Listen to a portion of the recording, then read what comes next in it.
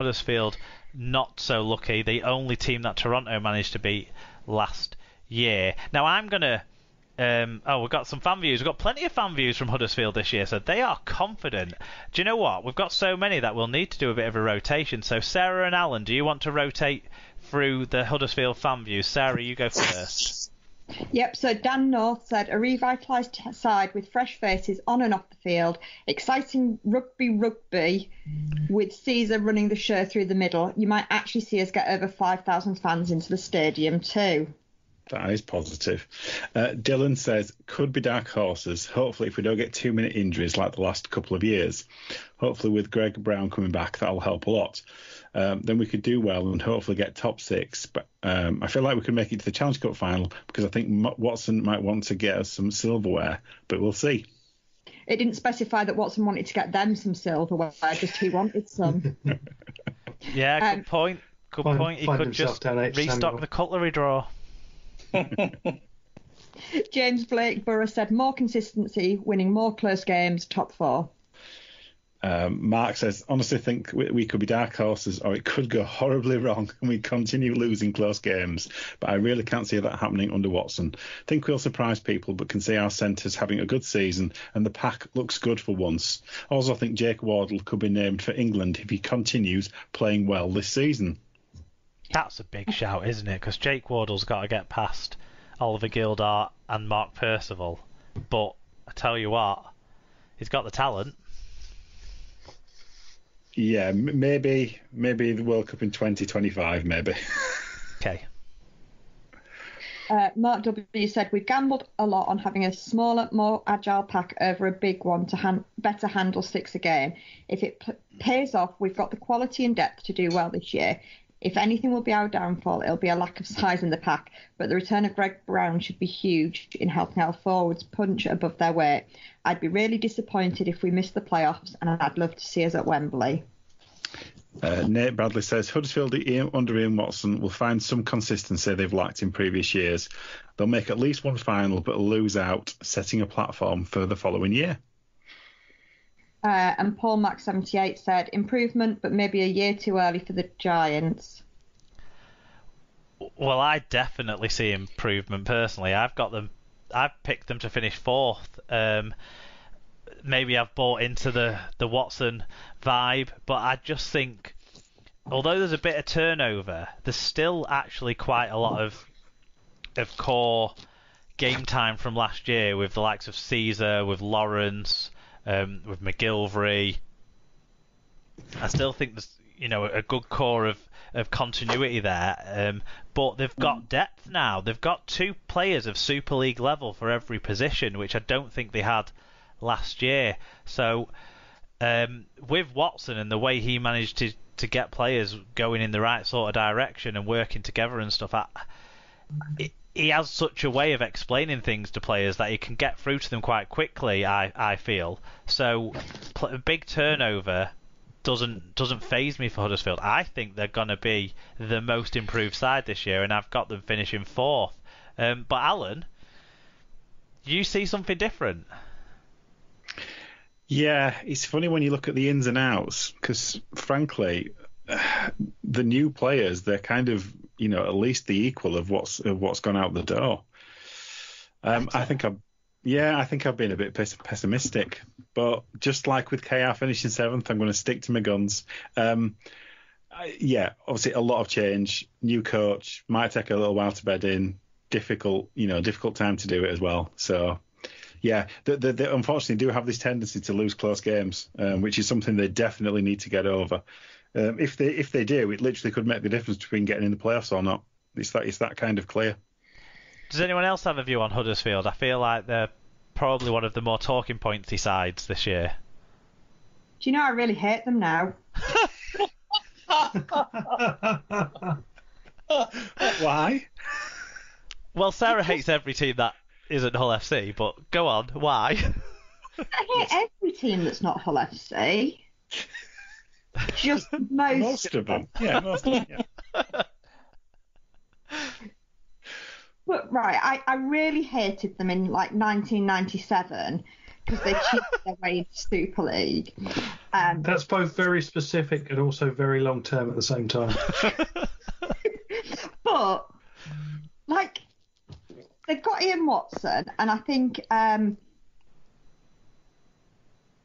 he's done the dirty on Salford. Are you basically feeling like the jilted lover because he didn't? Yeah, this is it. And he chose Huddersfield, saying he was going. Well, to be honest, is that what it is? When there was all the talk about him coming, I was quite excited about that as an idea. And then I do think, like, why the heck have you chosen Huddersfield? Like, I'm sorry, but, you know, it's not really a step up from Salford. And then he's stolen all the players from Salford to take them with him and all his backroom staff and everything else. And I just think, like, come on, sort yourself out. And I hope that they lose loads of matches. Wow. That was unexpected and could not have gone better. Let's move on to a side that. Well, let's move on to a side that I'm fairly sure now most Huddersfield fans listening want to lose a lot of matches, and that is the side that people think are going to finish in 5th place, and that is Sarah's Hull FC. So in terms of squad turnover, there's only one gain to talk about, and that's Josh Reynolds, the grub coming in from the West Tigers. But losses, there's some big names here: Ratu Nulongo, Albert Kelly, Liam Harris, Gareth Ellis has retired again, Lewis Bierneck and Josh Jones. Hull FC, of course, squeezed into 6th in Super League last year and made the playoffs. They made the quarterfinals of the Challenge Cup. We have quite a few fan views here, so what I'll suggest is that David and Tim rotate through these. So David, do you want to start with the first one? Yeah, so at BP Loftus, Brendan Loftus, says better than last year, maybe 4th or 5th at the end.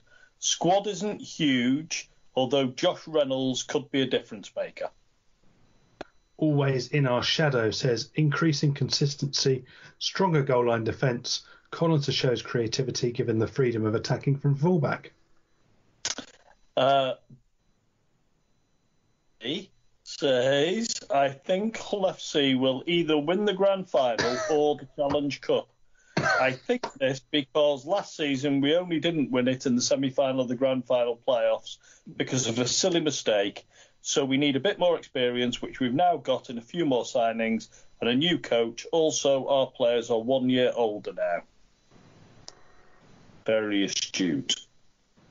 And on the flip side of the age divide, Joshua's granddad says 80-minute performances with the Grub and Snake tearing a few teams apart. Rich Langley says improvement on 2020, some flashes of excitement peppered with drizzles of disappointment.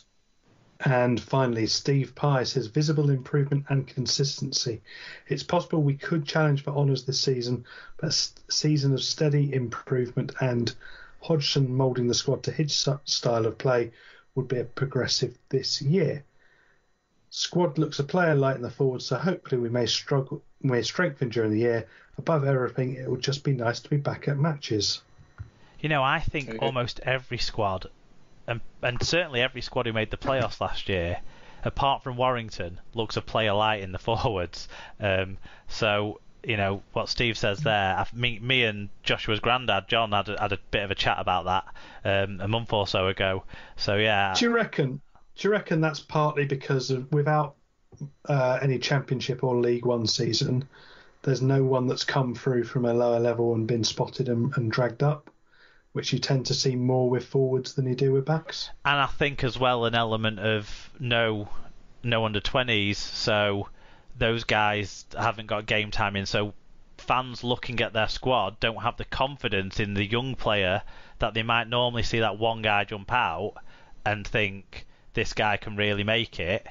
And we haven't had that last year, so we're all feeling, with our squads having a bit of a back end of youth, a bit worried about our squad depth because we don't know how good the young guys are because we haven't been watching them every other week like we normally would. I think, and Tim. So I think both those factors sort of. Yeah, it's harder for a forward to come through without game time. Game time is what you need, whereas backs, you you can, well, not so much halfbacks, but certainly, behind them, you can come in as a young player and play very well and mould into a side quite quickly without much experience. I think you tend to see, back players come through and burst through the scene, onto the scene quicker, whereas generally forwards, they might come through early, but they generally come in and establish themselves a little bit later on, 22, 23. They come in, they go out, they come in, they go out. And I think Hull FC is a good starting point to kind of have that conversation, because I feel like I'd, in my head, had that conversation about every of the other 4 teams that we're going to talk about after these, and Hull FC, when I was writing the blog post, actually. So, Sarah, how do you feel about the sort of squad makeup at Hull FC and the change of head coach, of course? So, the change of head coach, I don't quite know what I'm expecting with Hodgson. It's the first time that we've not promoted internally for a long, long time, which I think, whilst harsh in some ways on Lasky, I think there comes a time that you've got to go out elsewhere and make a change, bring culture. Something new, haven't you? And so we have done that. I do think we are.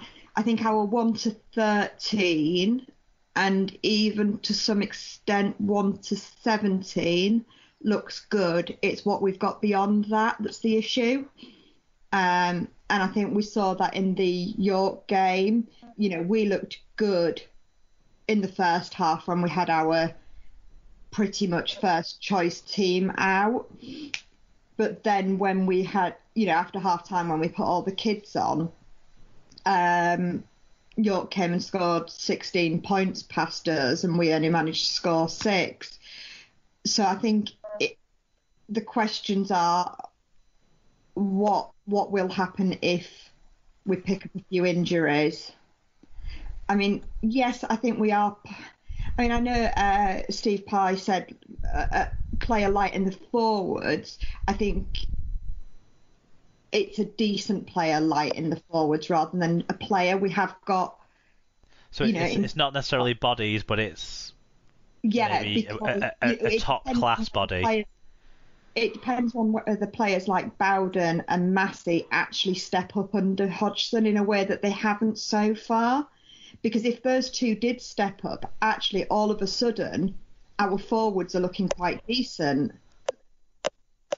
Does anyone think Jake Connor's an outside shout for Man of Steel this year? Playing in what we have probably all spoken about for years about, is that his best position or not? We finally get to find out, don't we? Yeah, I think he will pick up votes. But I think Reynolds and Sneed particularly will also pick up votes, so that'll hamper him. Well, does anyone else have any views on Hull FC?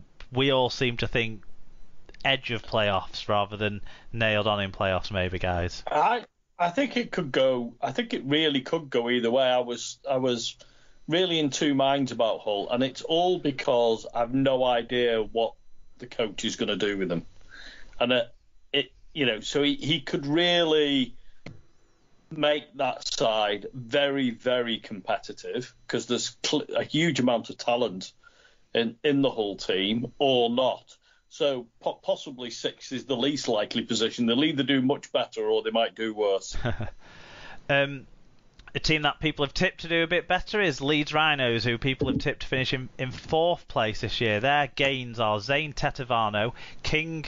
Oh, I should have practiced this one, shouldn't I? King Vuniyawa and Kyle Eastman. Losses are Adam Cuthbertson, Reef Evans, Muiz Mustafa, who's a lone loss rather than a permanent loss, Ava Sayumanafagai, and Stevie Ward.